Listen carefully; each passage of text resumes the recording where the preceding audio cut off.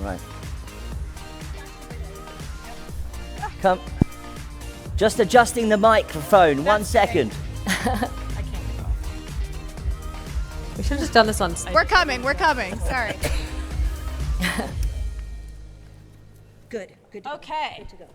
We made it. There you go. Sorry, we had a little bit of a mic issue. Sarah loves to make a dramatic entrance. Fitting. Hugely dramatic. Okay. Hi, guys. I can't see anything. We got to just... And we can... Hi. Hello, everyone. Thank you so much for coming out, and I'm really excited for today's panel, and I'm sure everyone here is too. Although everyone might not know it, I'm sure most people here have interacted with pieces of Sara and Erin's empire, whether it's watching the hit Netflix show Nobody Wants This, or listening to their podcasts, or buying their clothes, or buying from some of the companies that they've invested in with their work at Oversubscribed Ventures. And alongside Erin and Sara, we have their business partner, Phil Schwartz, former CMO of Tinder, former head of growth at Match Group, and current partner at the early stage firm, Corone Capital. Thank you so much for being here today. Thanks for having us. And to dive right in, Sara and Erin, you were some of the early figures in entertainment to take on a big role at a tech company, serving as the co-creative heads at Bumble. What did your job entail, and why did you decide to take on a job in tech at a time where a lot of celebs were not going down that path? It was pretty cool. We did a panel with Whitney Wolfe and 2017. Yeah. And we just had a good rapport with her, and she was about to launch Bumble Biz and Bumble BFF, and she really wanted somebody to come in and help sort of educate the consumer on being on the dating app without dating if you're in a relationship. And so she asked us if we wanted to do it, and it seemed insane because we didn't know what that meant, but we said yes, and we figured we would just figure it out. I mean, I think too, a huge part of being a strategic investor is helping a company to relevance and educating the consumer. So for us, she was like, okay, here's Erin and Sara. They've cultivated and, for the most part, all female audience. We do have some guys too, actually, but mostly female, and they trust them. So we want them to be the people that educate the consumer on why it's not weird to meet a friend on Bumble or why it's not weird to meet a coworker. And so But that's Whitney was very innovative when she saw the merging of entertainment and tech together, and she took a huge chance on us. And we always really credit her for opening our eyes up to this space. I mean, to be clear, I'm sure there were many people that told her it was a terrible idea hiring us. Yeah, that's probably true. 100%, but that's what Whitney Wolfe does. That's how she's the founder of a multi-billion-dollar company, is that she thinks outside the box, and it turned out to be the greatest pivot for us. No, that's so funny. Were you guys thinking about entering tech before then at all? It just wasn't. Yeah. Definitely not. That's so funny. From the importance of learning about equity and consumer acquisition, what did you learn from your time at Bumble that helped you as you went on to launch all of your various businesses? I mean, I think we learned quickly on what moves the needle and what doesn't, and what the heavy lifts are compared to the light lifts. As an investor, when you're investing in multiple companies, you got to figure out quickly what moves the needle, but it's not your main focus, right? But also understanding that you need to have a decent amount of equity in a company to really make money. So we thought oh my God, we have this amount of equity in this company that's going public, and everyone thought we were about to buy planes. It didn't happen. So you need to have real skin in the game to be able to make a difference. And of course, you're not doing all of this alone. You have Phil here. Phil, how did you meet Erin and Sara? We met at Tinder. Not on Tinder. Not on Tinder. Happily married. Yes. In my previous role at Tinder, we did some work together, created some content together in an effort to sort of increase the appeal of Tinder for women, which, it's hard to do. Which is hard to do. It's an uphill climb. And we just had a very good rapport early on. So we've known each other actually for a decade now. They went on to do great things, obviously, at Bumble. They also then went on to do great things at Mirror, the fitness company, which came from Phil. Which I introduced them to. Yeah, he brought us into a few early companies that we worked with. And then when we thought about starting a fund, he was the clear person to, be the man of our operation.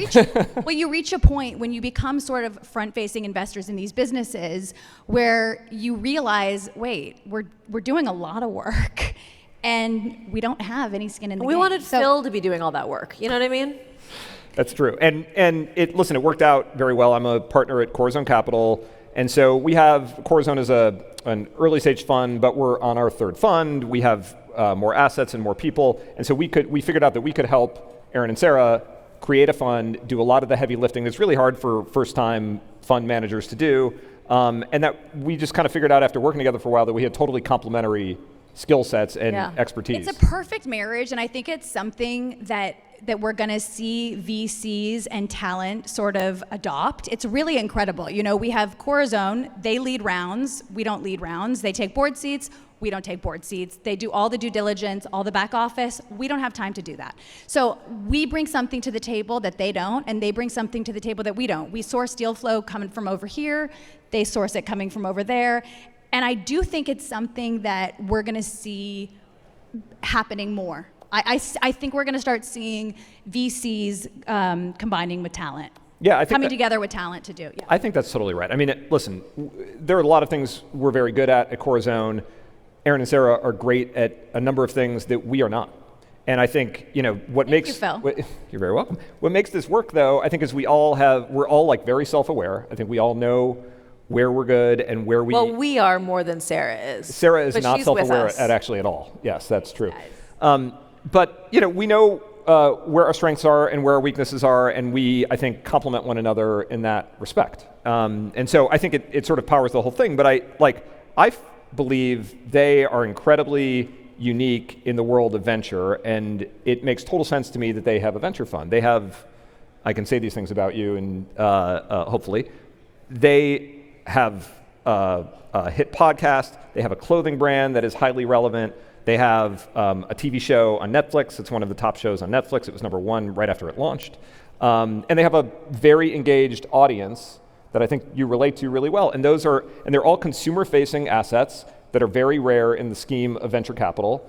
And it makes total sense that they should have a venture fund. Yeah, I mean, that was kind of really going to be my next question in terms of like venture is like messy and hard and expensive. And so why specifically like launch a venture? Well, I always say I much prefer angel investing. I mean, who doesn't? Raising money is really hard, especially as a first-time fund managers. You know, and we were raising at a time when it wasn't as sexy to be raising, but it is. Can you say sexy? Is it ever TechCrunch? sexy to be Yes, you asking can say people so. for money? I don't think it is. But I do think investing. We have two people laughing in the front. I really appreciate you guys really engaging because tech conferences can be stiff, you guys. It's a little tense up here. But we you know, didn't raise money because that's what people are doing now. You know, you're seeing people in tech, in venture that don't belong in venture, that don't have their MBAs. We're sitting here right now, we don't have our MBAs. Yeah. We really had a problem. The problem was we were getting a lot of deal flow with real allocations, and we were having to just leave it on the table because we couldn't keep writing checks. So we raised money because we had to, not because... Yeah, we had lots of opportunities, but we aren't in a position to be able to write really big checks personally, and that was the best solution. Yeah, how did fundraising go? I think you launched in 20. We learned a lot. Yeah. We made a lot of mistakes. Yeah, we did. We also ended lots of friendships with people who said no. But we were also really intentional because LPs are people that you have a relationship with, and our fund is not massive. So you have to be very intentional with who you're taking money from. And we were very clear that we didn't want to take money from friends because that's awkward, going to dinner and then being like, really? I saw that update. Doesn't look so great. You know, that's not fun for anybody. So we were really intentional about no friends, no family. Yeah, and I think to your credit, I think we took it very seriously. Like, you've never raised outside capital before this. No. We're in a joint venture with our clothing brand. We didn't have to raise money. Right, and so I think we took it and continue to take it very seriously. That and I think, listen, the challenge is, you know, the two of them are sort of unapologetically who they are. Like, they have, you know, they're funny and they do a lot. They have a lot of different things in their ecosystem, and so when you pitch a fund that looks completely different than most funds, like they, you know. There is never a moment where they're going to spend 100% of their time on the fund. And that we that's fundamentally why we have believe, deal flow. Yeah, exactly. We fundamentally believe that's a great thing because... But even calling it oversubscribed ventures really was a nod to our sense of humor because we know that this is not a space that we naturally belong in. And so we aren't trying to like cosplay as like fund managers. You know, we're trying to be ourselves and take our unique point of view and our skill sets and bring it into this world and inject that in an authentic and honest way without pretending to be anything different than we are. How did you decide what sectors you wanted to focus on? I mean, I think we were pretty clear because that consumer, obviously, and then tech companies that amplify consumer businesses made sense for us because our audience is the customer. So we weren't going to be doing like SaaS or B2B. I mean, maybe some B2B, but it was pretty obvious because we need to be the customer and our audience needs to be the customer, or we're not of value. And I'm sure being a founder has really helped you when it comes to advising other founders. What do you tell some of your portfolio companies regarding what makes a successful consumer business today? I have to say, you're really amazing. Erin is really in the weeds with our founders. I mean, I think we're all sitting here at Works because we really all do have different skill sets. And you're really good and in the weeds with our founders. You reply much faster than I do. Thank you. Well, we've noticed, I think Whitney Wolfe actually had this interesting effect where she was one of these early founders who became famous with the company. And it didn't used to happen very often, right? You didn't know who the founder of a company was. And so we started to encounter founders who were thinking about their Forbes cover instead of thinking about running their business. And you can really see the difference with someone who is there in the them business or in the business of the product that they're creating. And it's really a downfall of a lot of founders when they're really focused on their own value and their own front-facing persona as opposed to the company that they're building. Because everyone knows it takes a lot of attention and really like losing your ego in the process. And if you can't really focus on that and you're focused on your own fame, it's a huge distracting She also operates on her instincts. I mean, hence why she hired Erin and I. It was just instinctual. She met us speaking on this panel, and she's like, those two, they're going to help me, launch the, Yeah. And it's not following like a formula, but doing what feels right. Yeah. No, that's actually really interesting because I think I was reading in Women's Wear Daily like yesterday or today or something where there was some new research that came out that said a lot of consumers want to buy, or they buy like two-thirds of consumers are now choosing to buy from creator-founded products. And so what does that mean for being like just an average founder looking to break into this space? Because you don't want to focus too much on like the Forbes cover, but that's what a lot of consumers are looking for. I think it's like you have to have both sides. I mean, there are people who are pushing products and selling products that you can't trust, right? There's lots of people on social media, and just because they're attached to it doesn't mean that the business is going to do well. So I think it's a factor because things are more front-facing now, but it's not a recipe for success every time. I mean, if Kim Kardashian posts your product, it doesn't mean it's going to sell out, right? It has to be an authentic connection, and sometimes it works and sometimes it doesn't. So relying on that or expecting to be able to just put yourself in some formula that's already in motion, I don't see that working. it might not sell out right then and there. What do they say? It takes the consumer 3 times of visually. It might be even more than that. Is it more? Where you see it there, then you see it there, and then you go, okay, now I'm going to press buy. But that's why Erin and I and Phil get access to the deal flow we do, because it's a little bit of like a cheat code, because we talk about it all the time, like achieving relevance in your business, customer acquisition, it's changed. It's crazy. It's so much harder.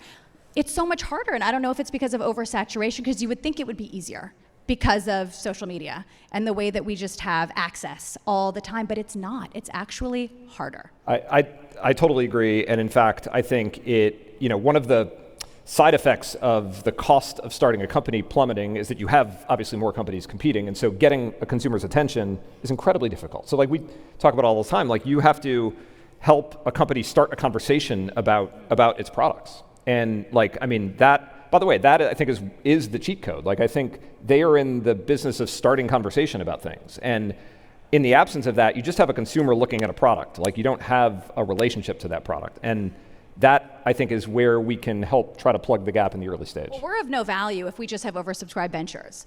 What our value is the flywheel, is the ecosystem. It's the same girl that is buying Favorite Daughter, our clothing brand, if you're not aware, buying Favorite Daughter, listening to the podcast, watching the TV show. I mean, way more people are. If the amount of people watching the TV show were buying Favorite Daughter, we wouldn't be sitting here right now. We'd be on our 787s. So that's not happening. But they will, right? They will. So that's the thing. The special sauce with us, I don't know, can I say that without sounding like a monster? But well, you already said it. The special sauce of us, the only reason we get deal flow is because of the flywheel. Well, yeah, you actually just talked on what I was going to ask. Sorry, about. we keep stealing all your questions, Dom. No. Sorry about that. And I guess, what are some creative ways, I guess, that companies can now attract consumers if everything is so oversaturated? It's a good question. Phil, take this one, because this sounds like a hard one. Listen, I think, first of all, I don't think any amount of marketing doesn't substitute for a great product. So let's just table stakes. If you're, and it depends what business you're in, but if you're in a consumer products business, got to have a great product. The customer, it's very hard to build any semblance of lifetime value if somebody buys your product once and then never comes back to it. And you know from running Favorite Daughter, obviously, that you have to deliver products that people love. And you also can't, the question is sort of an impossible question. It's like, how do you make something go viral? How do you make people like something? When founders say that to us, we're always like, red flag, when they're like, okay, how do we make this go viral? It's just the idea of creating that swell of attention is impossible. And, I don't want to steal your question if you have a question about the TV show, but I was going to say something about it. Do you want to? No, go. Okay, great. I'll just keep going then. So something that I experienced with the show on Netflix is that a lot of TV is just like any other space where everyone is trying to catch up to the last thing that hit big. So it's like, oh, everybody, okay, so let's make clean makeup, or let's do a non-alcoholic beverage drink. It's like, what's the thing? And everyone's trying to catch up. It's the same thing in TV. It's like, okay, Ted Lasso's hitting right now, so everybody wants something that's like a feel good, or everyone wants a office comedy. And when you're chasing that thing, right by the time you get there, it's on to something else. So when I was writing the TV show Nobody Wants This, I wasn't thinking, oh, rom-coms are coming back. I was thinking, what's the story that is right for me to tell? And I'm going to tell that story. And maybe nobody watches it. And maybe nobody, maybe nobody wants maybe this. nobody wants it. I really did. I didn't know if anyone was going to watch it or not. But I wasn't writing it with the thought of people watching it and planning ahead. You have to stay focused on where you're at right then. I'm only meant to tell that story, not your story or his story. I'm telling the story that I know how to tell. And if people like it, that isn't something I can control. It's the same thing for founders. And by the way, now everybody's like, rom-coms. Right. We gotta do rom-coms. Yeah, I didn't even know that was a lane that we should be in, and now we should. And we spoke a little bit about how now a lot of celebrities want to be investors, and we spoke about being authentic. And how have you seen the mindset of a lot of founders change over the past few years when it comes to just working with celebrities and who they pick to put on their cap tables? Oh, I think it's changed so much. I mean, it used to be we'd talk to founders, and the first thing they'd say is, "What celebrity should I give 20% of the company to?" Mm-hmm. We're like, hold on to all of your equity. You are not giving away 20%. You're not even giving away 2%. That's crazy. And what is that celebrity gonna do for you? I think it used to be not only who should I bring on, but what celebrity should I make my co-founder? And I think that's dissipated a little bit. None of our founders have that mindset anymore. And it doesn't mean that it doesn't work, but I think that we were conditioned for a long time to think that that's a hit. Right? That's an automatic hit. Yeah. And that we now know that a lot of times that person's just willing to have you put their name in a press release, and I don't think that's really going to make a consumer buy something.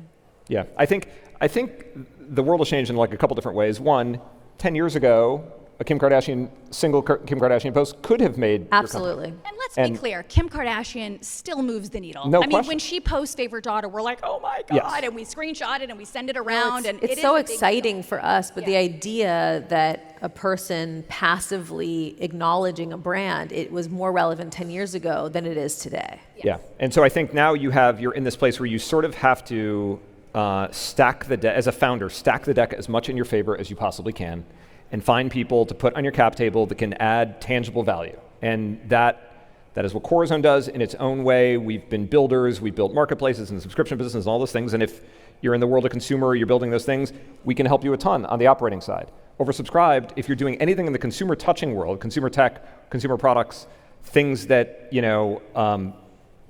where there's a challenge in marketing or a challenge in creating a conversation, oversubscribed can really create relevance for a company. Yeah. And that is the goal of what we're doing. Connect you to the people you need to be connected to. I mean, one of our founders right now had an idea, and Erin has them, in Netflix the next day, right? The day after, right? Yeah, use me.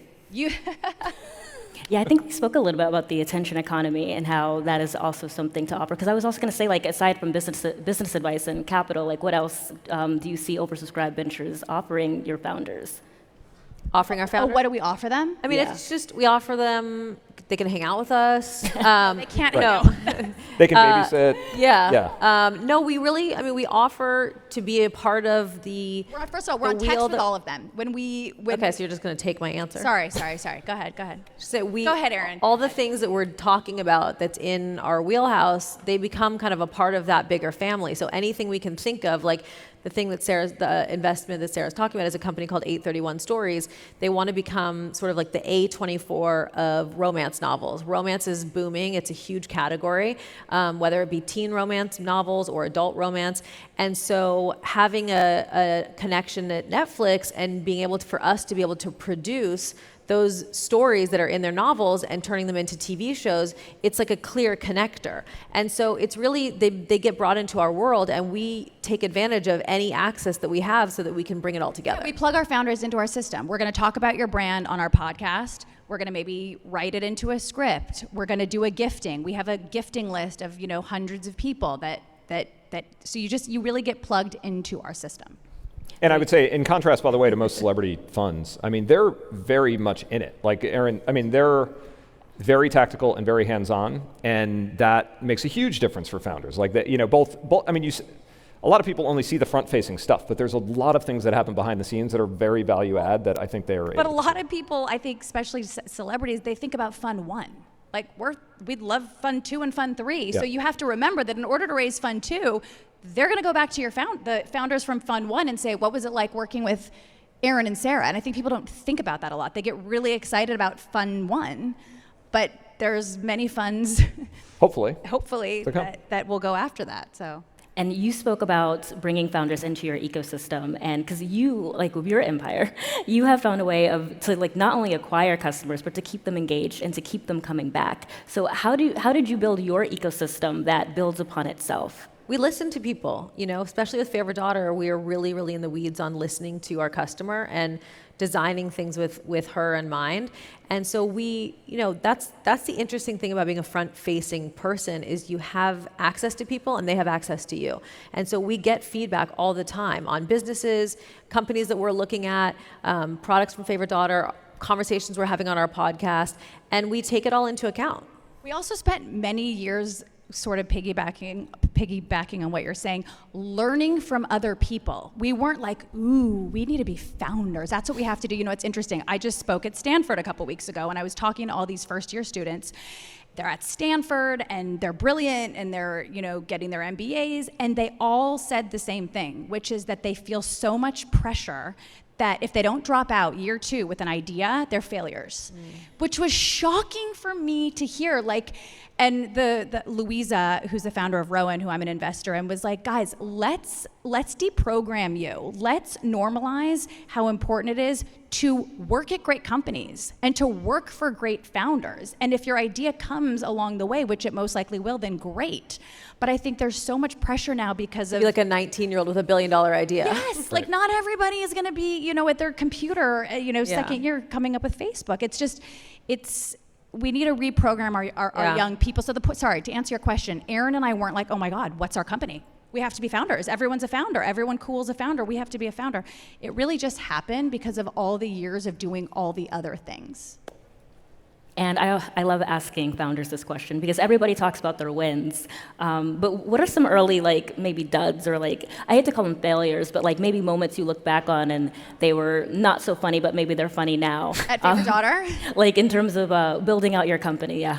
I mean, I remember one moment where we started the business. Well, first of all, we started and launched the business in COVID, so that was really fun. That was not ideal, but we were like, all right, well, here we are. We've got we got to just figure it out. But I think that we sort of, I don't want to speak for you, but I think I definitely came into it thinking, okay, we have such important relationships with people. We have great relationships with people in different e-commerce platforms. We're not going to have any problem.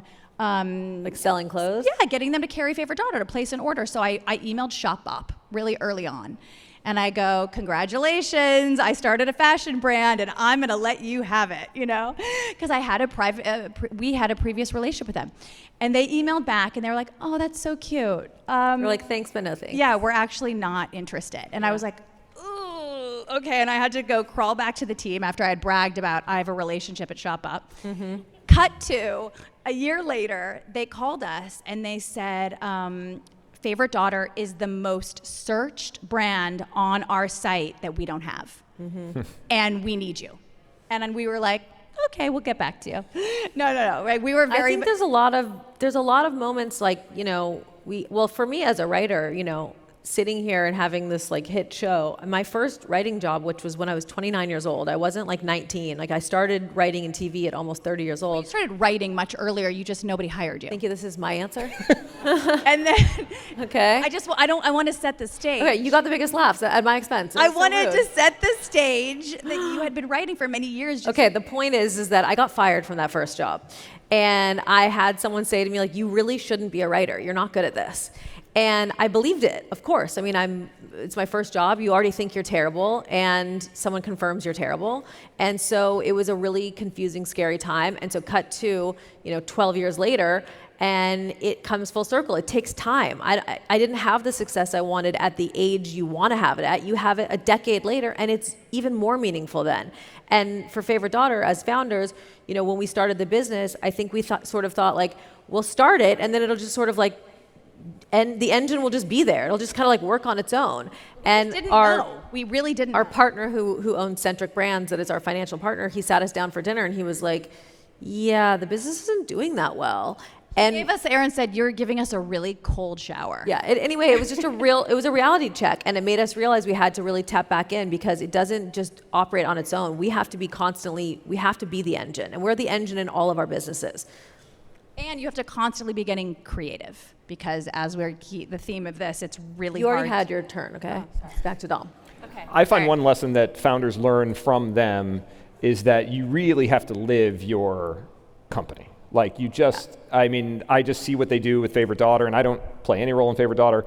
I just see what they do kind of from the outside, and it is constant. It is every day, really thinking about it all day and really getting creative on how you push that out there. Because any founder that thinks that, there's a winner's bias sort of when we look back at companies, and any founder that thinks that like things are up and to the right all the time is crazy. Like it never goes. Even the companies that look like they're doing amazing are having all kinds of turmoil inside, I can assure you. Yeah. And so you just need people around that have been there and deal with that every day so that you know how to help guide founders. And you need to know how to filter advice. Really, people that we really respected said to us, just be D2C. Don't lean into wholesale partners. Like the best way to get acquired one day, the best way to really own your customer is to just be D2C. And so at least for me, I was like, okay, we got to be D2C. Also, everybody told us not to take on a financial partner. True. They said, own 100% of your business. And we were like, we don't want to, because then we have to run 100% of our business. We don't have time to do that. We need a partner. And we're so happy that we listen to ourselves, because when you're doing something that is new and different in a different way, people aren't going to understand it, and that's okay. But then it's not for them. Because people we really respected told us not to do that and not to lean into our wholesale partners, and Nordstrom has turned out to be the greatest partner. It's changed our business. If Nordstrom will grow with you, the sky's the limit. And I feel like before we wrap, I have to ask about AI.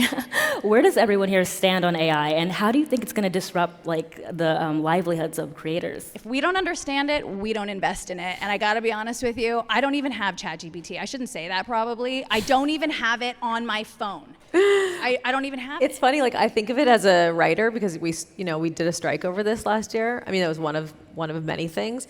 And when the writers were on strike, everyone had these really creative signs they were holding, because it's like you're writers, you have to come up with something really clever on your sign. And there was one that went viral that was like, ChatGPT doesn't have childhood trauma. And it's like, that's where our creativity comes from. So I don't think anyone can take that from us. We used ChatGPT to think of the basketball name, Lots of ballers. Lots of ballers. It was like ChatGPT came up with that, but they can't write a script. There are movies coming out that, sorry, I'm making this about myself, but there are movies that are coming out that are clearly AI, and it's like they're not good. So I do think that it can be used for good. I think it can also be pointless in some areas, and I'm sure it's evil on some level, right? Feels like it is. No, but we haven't invested any through our fund. We've obviously a bunch of AI companies have come across our desk, and we've looked at them. There was one we were going to invest in, but so far not. But look, we're probably going to have to. Embrace I'm it. probably gonna have to download ChatGPT.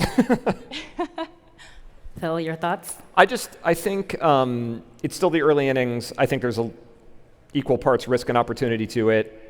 We are totally open to looking at looking at various AI companies, and of course, we have an investment in a few.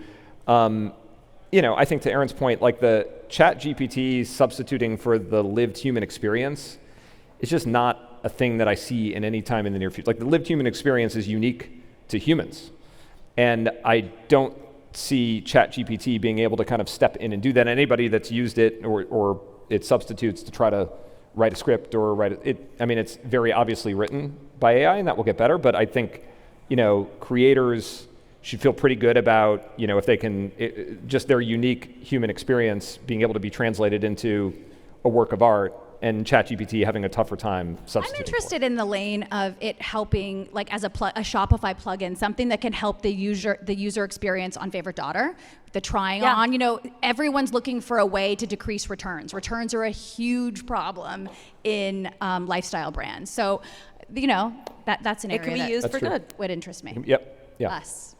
And I think, by the way, I think more broadly than AI, I think we would love to, we are very focused on investing on sort of at the intersection of consumer and technology. And I think, and that may involve AI and it may not, but I think that's where our focus really is. And that is all we have time for today. So, Phil, Thank Sarah, you, Dom. Erin, thank you for Thank you, coming Dom. out. Thank See you you. guys Thanks, everybody. tomorrow. Thank you. I just clapped for ourselves. Take this water.